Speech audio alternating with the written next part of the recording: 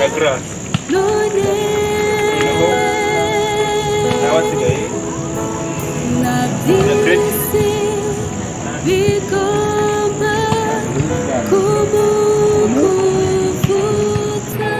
bisa nkaho ari ubwa mbere kuko bwa mbere najyanye na Kreti ari hafi ya Kristo challenge twahuye ni arizo dushobora guhura nazo kuko nyine twagiye mu Biryogo batubonye teba n'abisilamu abahungu umwe ntabwo ari bubumve ndabyibuka ko twaganije bwa mbere yatubwiye ati cyo koza ndi umwisilamu ariko nta cyambuza kumva byo kwigisha nabyumva twaraganiriye ahangaha rero byari bitandukanye kubera ko twaganiriye nawe bwa mbere byadutangaje yatwakiriye nyine twishimiye ndetse byatumye tugenda ikiganiro kirambuye cyane cyafashe iminota myinshi cyane y'igihe twakoresheje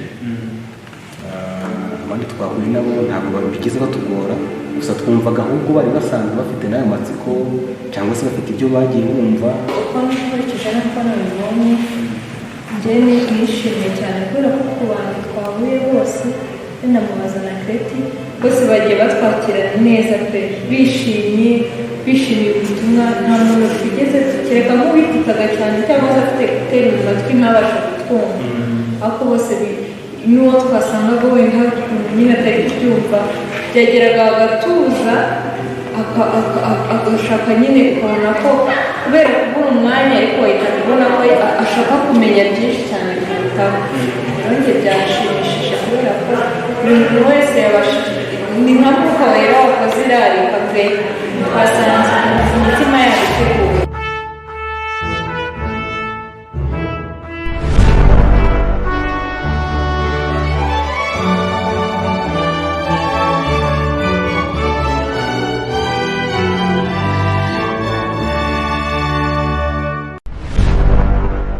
Nitwa Justin, amazina yanyu mwebwe ninde? Nanjye nitwa Harurukundo Philippe. Yego.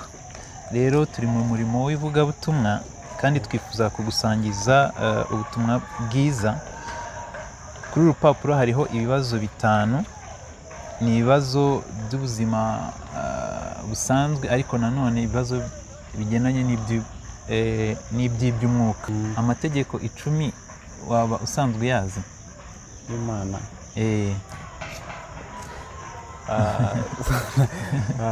Nagerageza.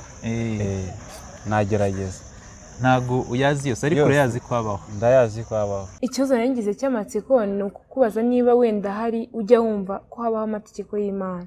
Ego ndayazi. Urayazi nangahe? Ni 10.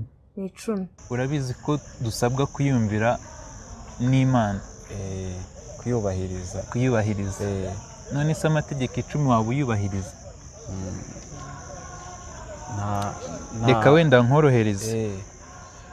Hari ubwo ujya uvuga izina ry'Imana mu busa? Byashoboka ko mbikora nkunda kurahira cyane. Bijya bibaho? Bijya bimbaho.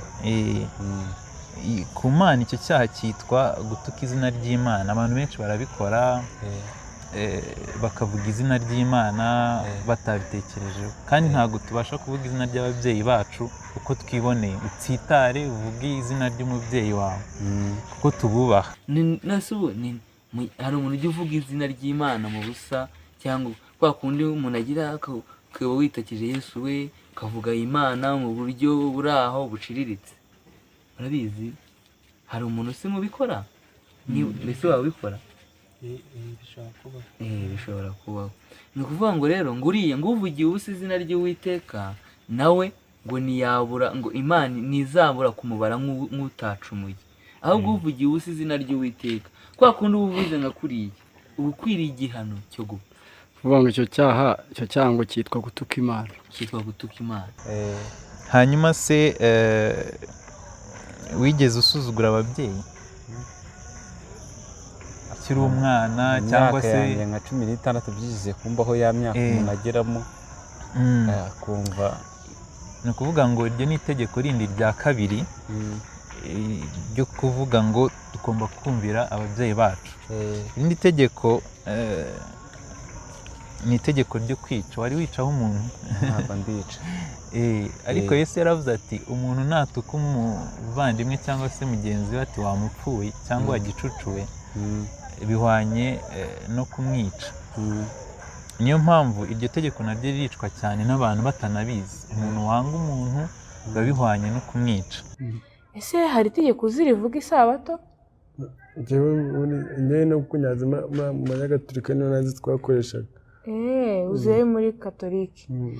Mu Baroma igice cya 3 umurongo wa 20 aravuga ngo kuko amategeko ari yamenyekanisha icyaha. Sibyo? Ubwo ngubwo se ni iki cyatubwira icyaha? Ni amategeko. Kuko amategeko amenyekanisha icyaha. Reka mbabaza, waba wenda ndabaza uyu muvandimwe, waba warigeze wenda urakarira umuntu cyangwa ukamutuka? Ibyo ngibyo rero uba ukoze icyaha cyo kwica. None se wenda ntayagiyemo 10 yose, ukurikije ko Imana yera iguciriye urubanza ikurikije amategeko, wajya mu ijuru cyangwa ko nayubahirije cyangwa ko nagiye nyasuzugura, ko ntagiye nyubahiriza? Kugeza kuri ubu ngubu njyewe iyo ncitswe nkica itegeko ryayo, mfite amahirwe yo gutekereza yo kumenya ko nkoze ikibi nkihana. Nkurikije ko kandi Imana kubera ko ibabarira, kandi ngewe iyo nkosheje menya ko nakosheje nkasaba Imana imbabazi, nkanayisaba imbabazi kandi mbikuye ku mutima, numva mbyitayeho. None se wari ubizi ko Imana igira ubutabera? Imana n'urukundo nibyo nk'uko bivuga, irababarira ariko igira n'ubutabera. Hari itegeko ryavugaga urajya utunganya umunsi w'Imana. Songeye kuzi se ayo mwize kera. Iryo tegeko se uritekerezaho iki? Uwo munsi uba wumva ari uwuhe? Aba ari umunsi wo gusenga, ibintu byose byo mu munsi ahubwo bakagombye gukora, bakagombye kubyirengagiza, ahubwo kumva ko uwo munsi ari uw'Imana. Uwo munsi se waba ari uwuhe buriya? Igihe uboneye uvuga ati igihe cyose wakagombye kuvuga ngo ukagira umwanya ubonye ukawuhegereza Imana, ukegereza Imana. Ubwo uko ubishatse wafata umunsi. Ntabwo wavuga ngo uyu munsi uyu n'uyu, kuko iminsi yose wavuga ngo ku cyumweru nabwo bigeze ukabura umwanya. Igihe cyose wowe wakumva ufite, igihe cyose wakagombye kugira gute ukegereza Imana. Gusa hari nk'ikibazo wamubajije wenda uko abona iyo minsi, aravuga ati umunsi wari wose ubundi dukwiriye kubana n'Imana, kandi koko nibyo, buri munsi umuntu akwiriye kumva ko akeneye kubana n'Imana. Gusa hari nk'isomo riri mu Byahishuwe igice cya mbere, igihe Yohana yavuga ngo yari ari mu mwuka ku munsi w'umwami, uhita ubona ko nyine byanze bikunze hari umunsi nyirizina, cyane cyane ko ijambo ry'Imana hari isomo rivuga ngo Yesu Kristo niwe mwami w'isabato.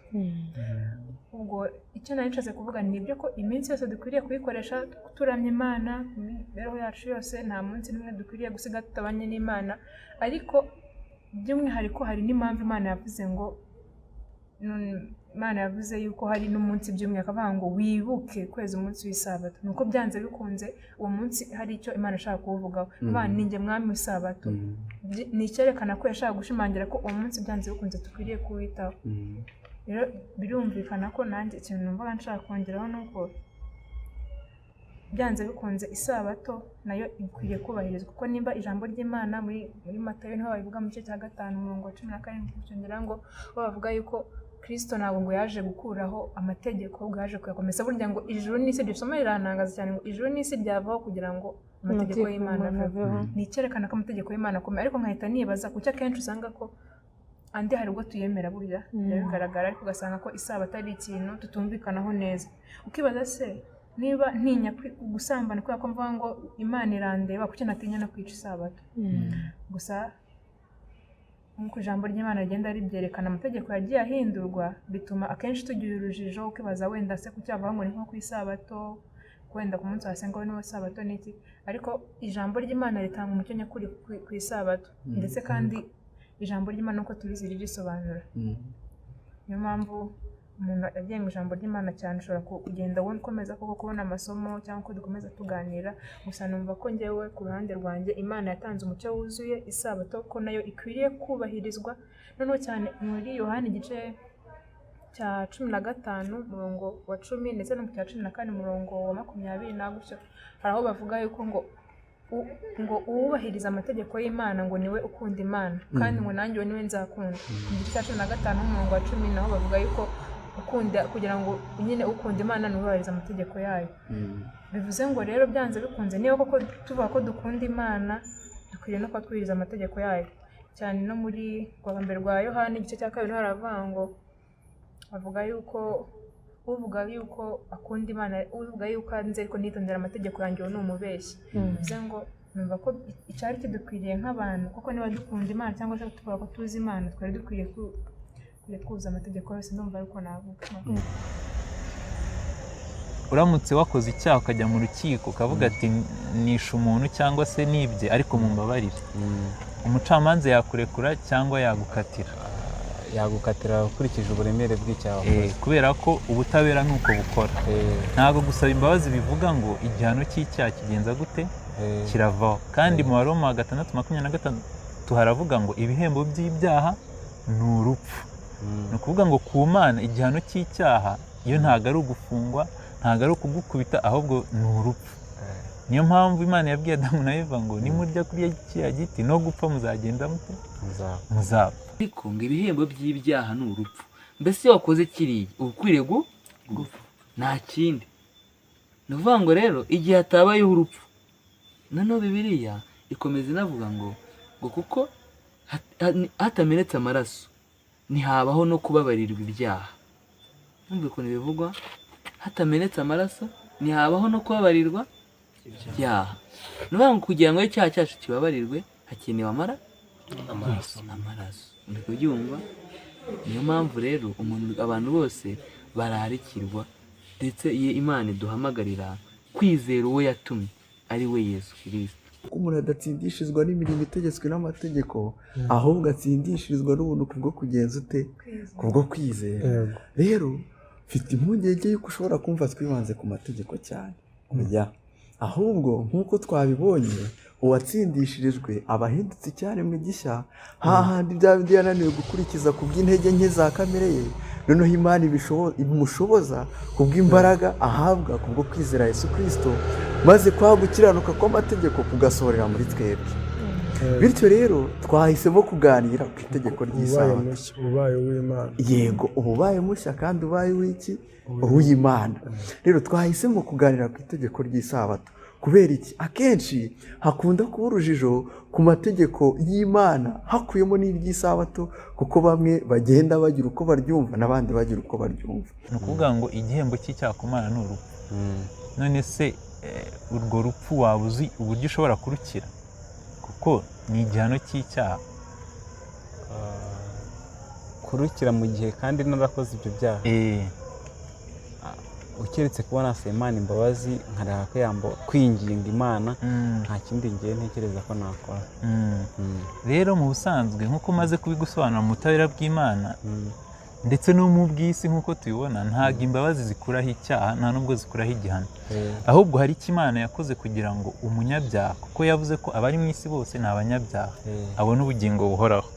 Muri Yesaya 53 havuga yuko Imana yashyize ku mwana wayo ibyaha by'inyokomuntu, ashenjagurirwa ibyaha byacu, ngo kandi ngo igihano kiduhesha amahoro cyari kuri we.